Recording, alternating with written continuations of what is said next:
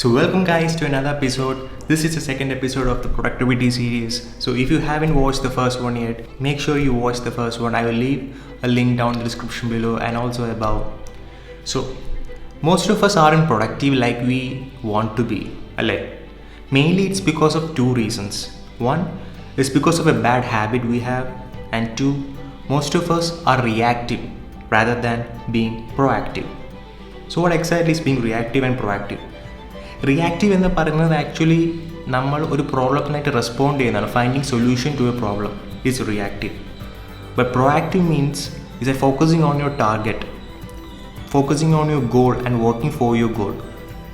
So reactive doesn't actually mean you are doing good or you are not increasing your productivity, but being proactive is what everyone should practice. So today I would like to suggest some tips by which you can increase your productivity gain. Okay, so let's get into the video. Tip number 1, do most of your heavy lifting when you are at your best. So there's a lot of advice out there. Don't do most of the mental sludge activities as soon as you wake up. Rather, നമ്മൾ ചെയ്യേണ്ടത് creatively demanding ആയിട്ടുള്ള activities നമ്മൾ രാവിലെ ചെയ്യുക. And this is true for early risers.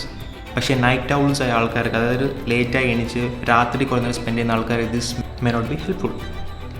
So നമുക്ക് ചെയ്യാൻ കഴിയുമെന്ന് പറഞ്ഞാൽ, നമ്മൾ എണീച്ച ഉടനെ ആദ്യത്തെ ഒരു അരമണിക്കൂർ അല്ലെങ്കിൽ ഒരു മണിക്കൂർ നമ്മൾ സ്പെൻഡ് ചെയ്യേണ്ടത് it should be to focus on our self.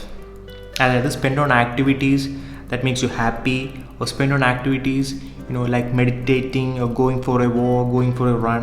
അങ്ങനെ സ്വന്തമായി നിങ്ങൾ തന്നെ ഫോക്കസ് ചെയ്യാൻ നിങ്ങൾ ശ്രമിക്കുക. This actually fuels your entire day and up your productivity gain. Actually നിങ്ങൾ ഏറ്റവും രാവിലെ എൻജോയ് ചെയ്യുന്ന task actually determines the energy or determines how productive you can be throughout the entire day. പക്ഷെ നമ്മൾ ആരും ഇത് മനസ്സിലാക്കുന്നില്ല. നിങ്ങൾ ഇൻട്രോണ് ചെയ്യുന്ന ഫസ്റ്റ് ആക്ടിവിറ്റി നിങ്ങൾ ജസ്റ്റ് ഒന്ന് അസസ് ചെയ്യുക. നിങ്ങൾ രാവിലെ എണീറ്റ് ചെയ്യുന്ന ഫസ്റ്റ് ആക്ടിവിറ്റി ഒരു ഫോക്കസ് ചെയ്യാൻ ഒരു റിലാക്സിങ് ആക്ടിവിറ്റി ആണെങ്കിൽ നിങ്ങൾക്ക് എൻറ്റയർ ഡേ ആ ഡേ പ്രൊഡക്റ്റീവായി ഇരിക്കാൻ നിങ്ങളത് ഹെൽപ്പ് ചെയ്യും. So try this. Tip number 2 is stop multitasking. I have already told about this in the last video. Multitasking is a productivity killer.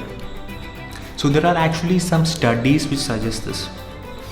University of London ഒരു study നടത്തി multi tasking ചെയ്യുന്ന ആൾക്കാരിൽ.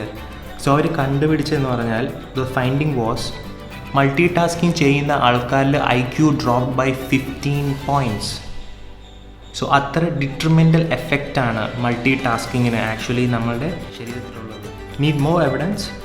University of Sussex UK ഒരു യൂണിവേഴ്സിറ്റിയാണ്. അവരും ഒരു study നടത്തി.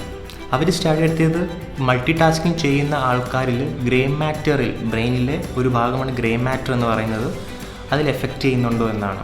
So the finding was grey മാറ്ററിൻ്റെ ഡെൻസിറ്റി കുറഞ്ഞു. ഏത് മോസ്റ്റ് കുറഞ്ഞത് കണ്ടുപിടിച്ചത് anterior cingulate കോർട്ടെക്സിലാണ്.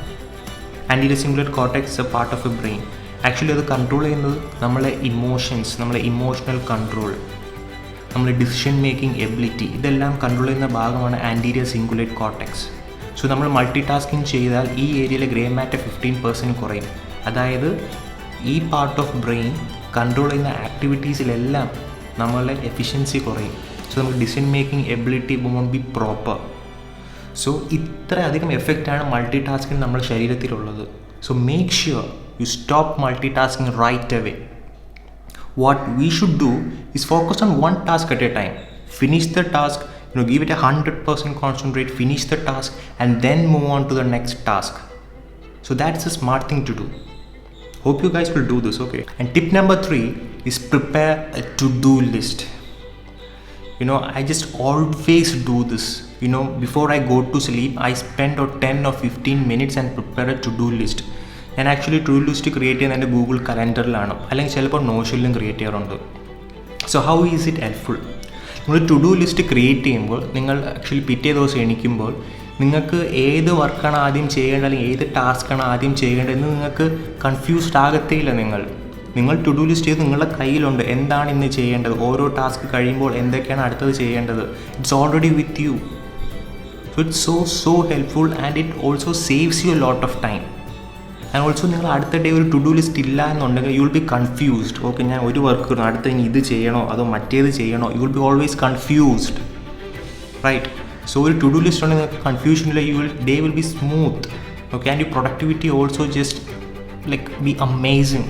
Leo Widrich is a co-founder of Buffer. So പുള്ളിക്കാരൻ ഇതിനെക്കുറിച്ചൊരു കാര്യം പറഞ്ഞു. To do list that we jot down is just like completing 50% of the tasks that we already have. Now all we have to do next is to get up in the morning and follow the to do list. So അത്ര എഫക്റ്റീവാണ് ഒരു simple to do list നമ്മുടെ ജീവിതത്തിൽ കൊണ്ടുവരാൻ പറ്റുക.